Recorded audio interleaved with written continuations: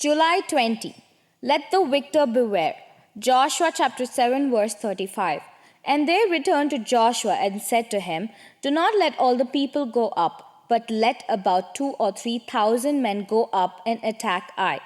Do not weary all the people there, for the people of Ai are few. So about 3,000 men went up there from the people, but they fled before the men of Ai. And the men of Ai struck down about 36 men, for they chased them from before the gates as far as Shebarim, and struck them down on the descent. Therefore the hearts of the people melted and became like water. On November 16, 1776, Fort Washington fell to the advancing British troops, and General Washington was forced to retreat. Secure in his victory, General Howe chose not to pursue the Continental Army, but ordered his men into winter quarters instead.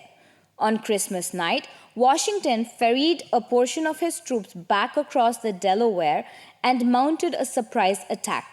The British were caught off guard, and more than 1,000 Hessian soldiers were taken prisoner. On the heels of victory, the British experienced a stinging defeat.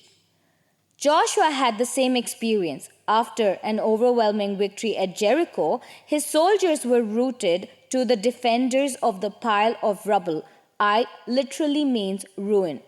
While the defeat was brought about by sin in the camp, chapter 7 verses 10 to 13, the attitude of those in leadership was one of arrogance and conceit.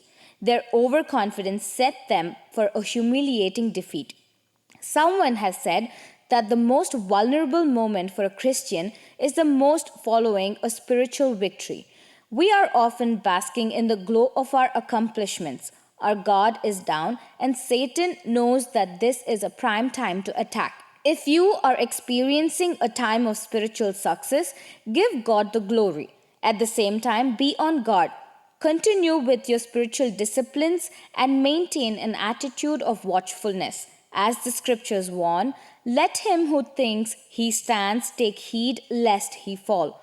1 Corinthians chapter 10 verse 12. The more puffed up you are, the better target you make. Amen.